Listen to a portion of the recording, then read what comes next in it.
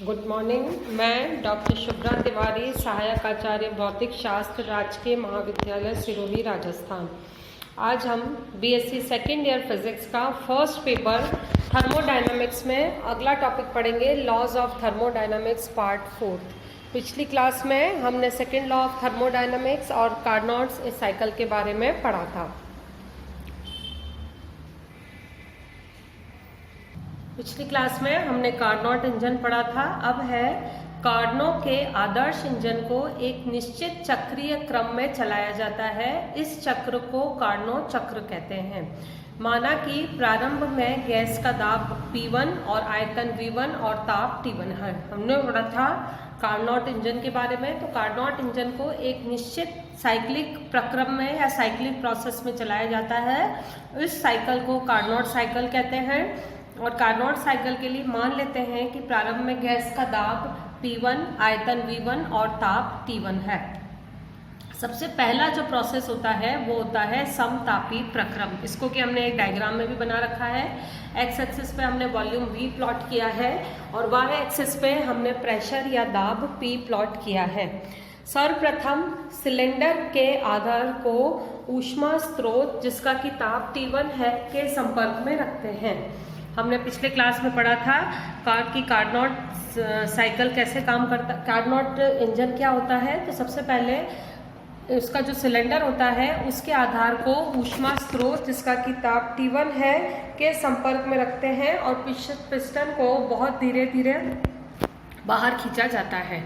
मान लेते हैं, क्योंकि हमने पहले ही ले लिया है, प्रारंभ में गैस का दाब P1, आयतन V1 और ताप T1 है, जिसे कि बिंदु आरेख में ये जो हमने डायग्राम लिया है उसमें कि इनिशियल पॉइंट को हमने पॉइंट A से रिप्रेजेंट किया है। क्योंकि पिस्टन के सरकने से गैस का प्रसार होता है और गैस पिस्टन पर कार्य करती है, तो चूंकि यह प्रक्रम अत्यंत धीरे धीरे किया जाता है तथा सिलेंडर स्रोत के संपर्क में है, अतः गैस का ताप नियत T1 बना रहता है तथा स्रोत से ऊष्मा ले ली जाती है।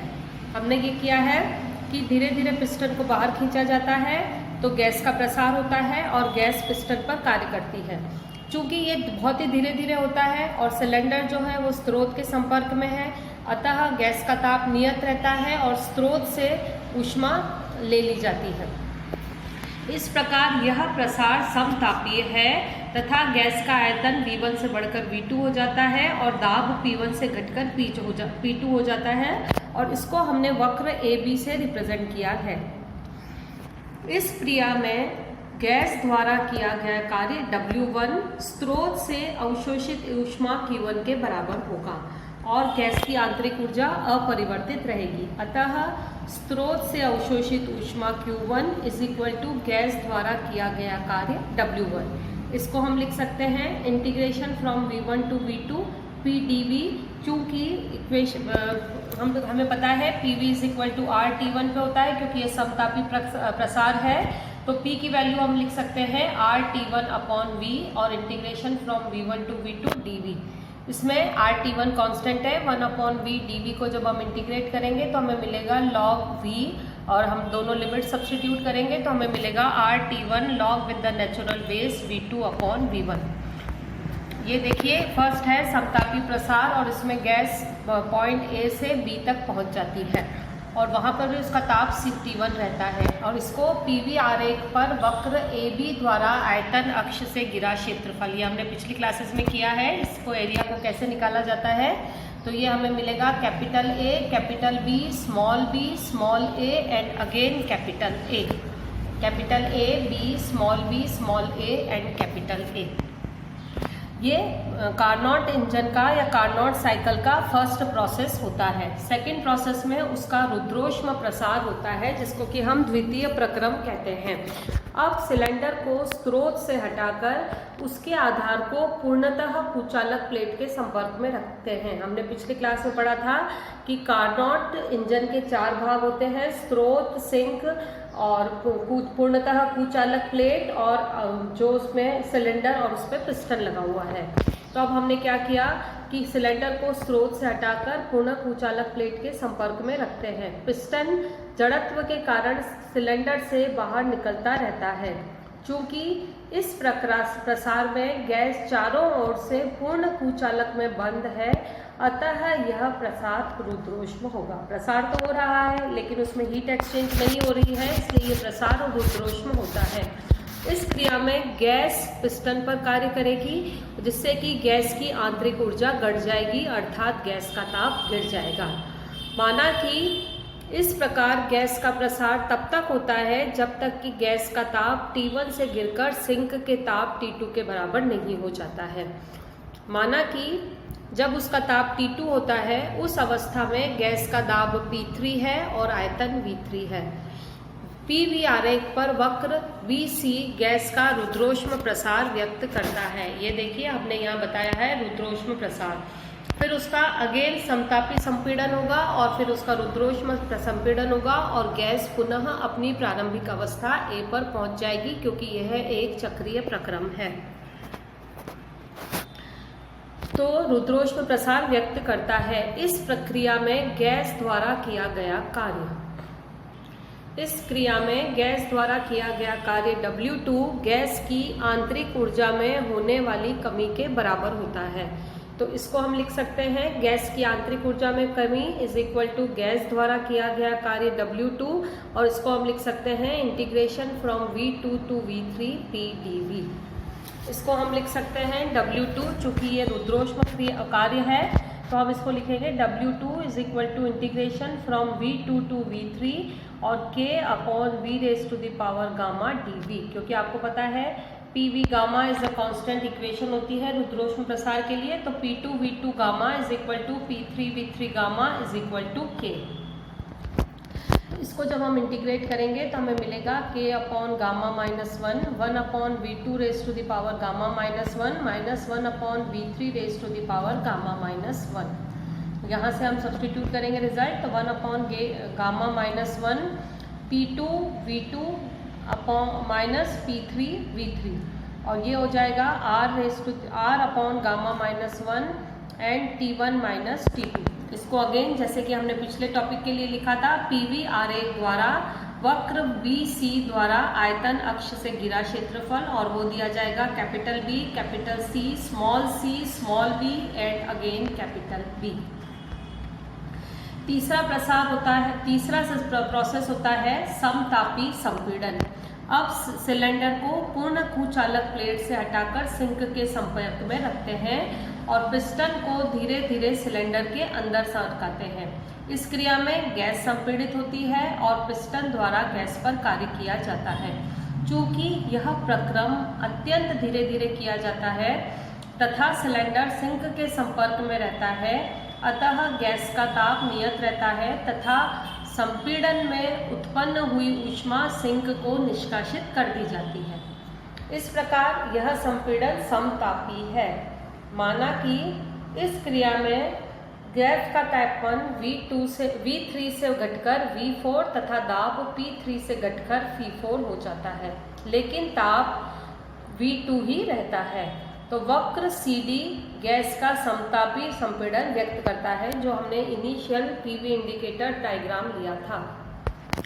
इस क्रिया में गैस द्वारा किया गया कार्य W3 सिंक को निष्कासित ऊष्मा Q2 के बराबर होगा तथा गैस की आंतरिक ऊर्जा अपरिवर्तित रहेगी। जैसे हमने पहले कैलकुलेट किया था, सिंक पर निष्कासित ऊर्जा Q2 is equal to gas पर किया गया कार्य W3, और इसको जब हम सिंप्लीफाई करेंगे तो हमें मिलेगा RT2 log V3 upon V4, और इसको लिखा जाता है PV आरेख वक्र CD द्वारा आयतन अक्ष से घिरा क्षेत्रफल, और इसको लिख सकते हैं CD small c and capital C। अब चौथा प्रक्रम है रुद्रोष्म संपीड़न। अंत में सिलेंडर को सिंक से हटाकर एक बार फिर पूर्ण कुचालक प्लेट के संपर्क में रखते हैं और पिस्टन को दबाकर संपीड़न तब तक जारी रखते हैं जब तक कि गैस फिर से अपनी प्रारंभिक अवस्था दाब P1 और आयतन V1 पर नहीं आ जाती। इस संपीड़न में गैस चारों ओर से पूर्ण कुचालक में बंद है, अतः यह संपीड़न रुद्रोष्म होगा। इस क्रिया में गैस पर पिस्टन द्वारा कार्य किया जाता है, जिससे कि गैस की आंतरिक ऊर्जा बढ़ती है, अर्थात गैस का ताप V2 से बढ़कर V1 हो जाता है। इसे वक्र में AD द्वारा व्यक्त किया जाता है। इस प्रक्रम में गैस पर किया गया कार्य W4 गैस की आंतरिक ऊर्जा में वृद्धि के बराबर होगा। अतः गैस की आंतरिक ऊर्जा में वृद्धि इज इक्वल टू गैस पर किया गया कार्य। इसको जब हम कैलकुलेट करेंगे तो अगेन हमें मिलेगा R upon gamma -1 T1 minus T2। मान लीजिए यह है इक्वेशन नंबर 4। इसको लिख सकते हैं PV आरेख पर वक्र द्वारा आयतन अक्ष से घिरा क्षेत्रफल D, capital A, small d and capital T। लेकिन हमें पता है समीकरण 2 व 4 से W2 is equal to W4, अर्थात रुद्रोष्म प्रसार में गैस द्वारा किया गया कार्य तथा रुद्रोष्म संपीड़न में गैस पर किया गया कार्य बराबर होता है। अतः आप लिख सकते हैं एक पूर्ण चक्र में कार्यकारी पदार्थ द्वारा किया गया कुल कार्य ये हो जाएगा W is equal to W1 plus W2 minus W3 minus W4, और ये हमें मिल जाएगा W1 माइनस W3, क्योंकि अभी हमने लिखा है W2 is equal to W4। अब हमारे पास W1 की वैल्यू भी है और W3 की वैल्यू भी है, तो हम टोटल W लिख सकते हैं W is equal to RT1 log V2 upon V1 minus RT2 log V3 upon V4। मान लीजिए यह है इक्वेशन नंबर 5। पर चूंकि बिंदु B और C रुद्रोष्म वक्र BC पर है, अतः हम लिख सकते हैं T1 V2 raise to the power gamma minus 1 is equal to T2 V3 raise to the power gamma minus 1। इस इक्वेशन से अगर हम T1 अपॉन T2 निकालें तो वो हमें मिलेगा V3 upon V2 raise to the power gamma minus 1। मान लीजिए यह है इक्वेशन नंबर 6। इसी तरह से बिंदु A और D रुद्रोष्म वक्र AD पर स्थित है, तो सेम हमारे पास आएगा T1 V1 raise to the power gamma minus 1 is equal to T2 V4 raise to the power gamma minus 1, या यहाँ से हम अपॉन T1 अपॉन T2 निकालें तो हमें मिलेगा V4 upon V1 raise to the power gamma minus 1, equation number 7। लेकिन equation 6 और 7 में लेफ्ट हैंड साइड दोनों का इक्वल है, तो राइट हैंड साइड भी इक्वल होगा, तो हमें मिला V1 upon V4 raise to the power gamma minus 1 is equal to V2 upon V3 raise to the power gamma minus 1, या हम इसको लिख सकते हैं V2 upon V1 is equal to V3 upon V4। साथ ही साथ समीकरण 5 से हम लिख सकते हैं W is equal to RT1 log E V2 upon V1। समीकरण 5 में हम V3 अपॉन V4 का मान रख सकते हैं जो अभी हमने निकाला है, तो हमें मिलेगा RT2 log V2 upon V1। इन दोनों टर्म्स में से R log V2 upon V1 common आ जाएगा, तो ब्रैकेट में हमारे पास बचेगा T1 माइनस T2। मान लीजिए यह है इक्वेशन नंबर 4। लेकिन W जो है वो Q1 माइनस Q2 मतलब स्रोत से अवशोषित ऊष्मा और सिंक को निष्कासित ऊर्जा के डिफरेंस के बराबर होता है, तो हम W को लिख सकते हैं Q1 माइनस Q2। अतः एक पूर्ण चक्र में कार्यकारी पदार्थ द्वारा स्रोत से अवशोषित ऊष्मा Q1 होती है RT1 log E V2 upon V1। मान लीजिए यह है इक्वेशन नंबर 9। लेकिन इंजन की दक्षता दी जाती है W अपॉन Q1 से, वो होता है Q1 minus Q2 upon Q1 के बराबर, या होता है 1 माइनस Q2 अपॉन Q1 के बराबर। मान लीजिए यह है इक्वेशन नंबर 10। अभी हमने इक्वेशन 8 में निकाला है W और हमने इक्वेशन 9 में निकाला है Q1, दोनों की वैल्यू सब्सटीट्यूट करके जब हम सिंप्लीफाई करेंगे तो हमें मिलेगा R T1 minus T2 log with the natural base V2 upon V1 divided by R T1 log with the natural base V2 upon V1। ये दोनों कैंसिल हो गए, T1 minus T2 upon T1 या 1 minus T2 upon T1। मान लीजिए यह है equation number 11। तो उपरोक्त समीकरण से कार्नो इंजन की दक्षता केवल स्रोत और सिंक के ताप पर निर्भर करती है, क्योंकि हमारे पास आया eta is equal to 1 minus T2 upon T1, और इंजन की दक्षता का मान 100% प्राप्त करने के लिए सिंक का ताप 0 होना चाहिए, अर्थात T2 इज इक्वल टू 0 होना चाहिए, जो कि असंभव है, अतः किसी भी इंजन की दक्षता 100% नहीं हो सकती। यदि T1 माइनस T2 का मान अधिक होता है तो दक्षता अधिक होती है। तो समीकरण 10 और 11 से हम लिख सकते हैं Q2 upon Q1 is equal to T2 upon T1। अगला टॉपिक है कार्नोट प्रमेय या कार्नोट्स थ्योरम। इस प्रमेय के अनुसार किन्हीं दो तापों के मध्य कार्य करते हुए किसी भी इंजन की दक्षता उन्हीं दो तापों के मध्य कार्य करते हुए उत्क्रमणीय इंजन या कार्नोट इंजन की दक्षता से अधिक नहीं हो सकती है। अर्थात किन्हीं दो तापों के लिए उत्क्रमणीय इंजन की दक्षता अधिकतम होती है। ये कार्नोट थ्योरम का स्टेटमेंट है। इसके हिसाब से किन्हीं दो तापों के मध्य सबसे अधिक इफिशिएंट इंजन जो है वो कार्नो का रिवर्सिबल इंजन होता है। इसे प्रूव करने के लिए माना कि A और B दो इंजन हैं जो कि T1 केल्विन और T2 केल्विन के बीच कार्य कर रहे हैं। माना कि A कार्नो का उत्क्रमणीय इंजन है तथा B कोई अनुत्क्रमणीय इंजन है। हमने इनको यहाँ पे प्लॉट कर रखा, यहाँ पे डायग्रामेटिकली भी ड्रॉ कर रखा है। मान लीजिए स्रोत है जिसका कि ताप T1 डिग्री केल्विन है, सिंक का ताप T2 डिग्री केल्विन है, दो इंजन है A और B। हमने कार्नो के इंजन को प्रूव करने के लिए मान लेते हैं इंजन B की तुलना में माना कि B इंजन A की तुलना में अधिक दक्ष है। माना कि B इंजन स्रोत से Q1 ऊष्मा का शोषण करता है, इसमें से W भाग को कार्य में परिणत करता है और शेष भाग Q माइनस W को सिंक को निष्कासित करता है।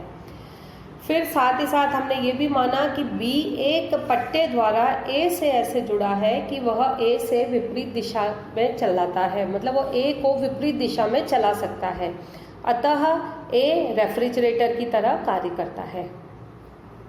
A इंजन सिंक से कुछ ऊष्मा शोषित करता है, इस पर W डैश कार्य करता है और सिंक और स्रोत को Q ऊष्मा विसर्जित कर देता है।